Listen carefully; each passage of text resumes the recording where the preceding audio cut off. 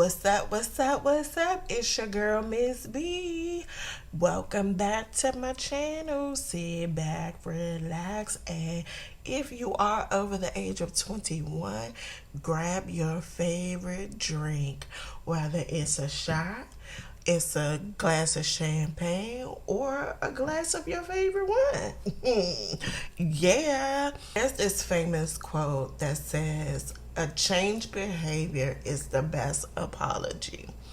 So tonight's topic is on the Draymond Green show, where he issued an apology for the latest antics, right?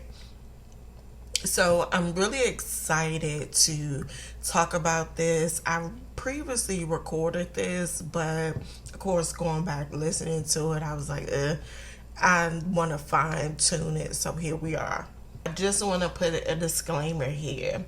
I am a huge fan of Draymond. However, as I said before, that you could be a fan of someone and not like their behavior in certain situations. And that's where I am with Draymond. I am still going to support him unless he does something that goes against my moral compass, right? So one of the things I do think that a lot of people missed with his podcast, I think that people just not understanding why he said that it was too much and that he was going to retire.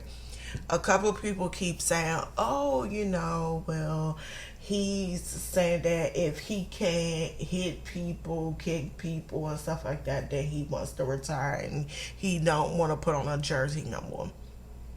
I think people have to look at the bigger picture here. The bigger picture is that a lot of situations that has happened on the court that had involved Draymond was a retaliation. And there are some instances where he was the aggressor or the instigator, I should say. So I think that people are not looking at the fact that when he does something, he is vilified by the social media, Twitter thugs, whatever you want to call them. And then you got the NBA media, Warriors beat writers. You have the commissioner and the NBA front office. You have Saturday Night Live. You have podcasters. You have social media influencers. You have all of these people, and especially the reps. You have his colleagues. All of them are criticizing him, being critical of him. And the main fact is he's not the only one that do some of the stuff that he does. Now, do Draymond go overboard? Absolutely, he goes overboard. Am I saying that is right? Absolutely not. It's not right. However, I think it is a lot of pressure when you have everybody commentating on your play.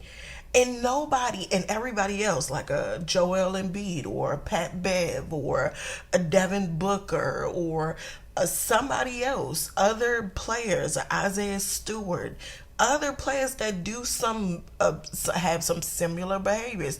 I think Dylan Brooks get a lot of attention as Draymond too. But Joel is a sneaky. Yeah, Pat Bev, yes, and I like me some Pat Bev because he don't back down to nobody. But let me go back to Draymond because it ain't about them. But I think that's the point, that Draymond sees other players who do similar things that he does and do not get the amount of scrutiny that he gets. And it's unfair. And I think that's what in my opinion, from my perspective, I don't know Draymond, never met him, and I can't say what he's thinking. But from my perspective, I think that he feels as though he's being mistreated to a degree. Now, again, I think anybody who love, who respect, who is a fan of Draymond, who's a friend or whatever, can honestly say, okay, Draymond, you do cross the line a lot and you do go overboard. However, you at times are being treated unfairly, like unfairly by the league. And I think, in my opinion, again, this is my opinion. I don't know Draymond, so I don't know this to be a fact, but this is just my opinion that I feel like that is what he meant when he said that he was ready to retire.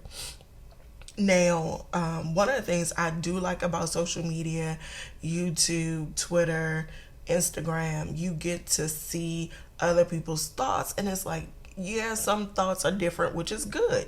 You want a variety of thoughts because you don't want everybody thinking the same. One, because you can get a different perspective. You can look at it something like, oh, you know what, I didn't look at it like that.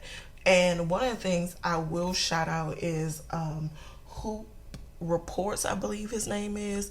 I'm gonna put the link to his latest YouTube page.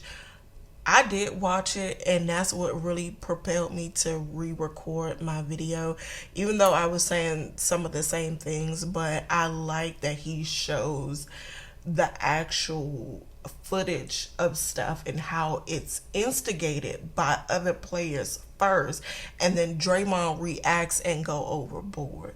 Again, I'm happy to have Draymond back. Like Stack said, I'll have Draymond on my team any day of the week if I was playing basketball. Yeah, I would have him on my team any day of the week. So, have at it, sir. But I'm glad to have him back for the game tomorrow. Until then, all we ask for you all, Twitter fingers and all of that, keep that same energy with these other players who are doing egregious things, quote unquote. As you have said that Draymond have done egregious things, then keep that same energy with a Joel Embiid, a Pat Bev, LeBron James, sneaky stuff he does, and all of that. Keep that same energy. That's all we ask. That's all I ask. Keep that same energy.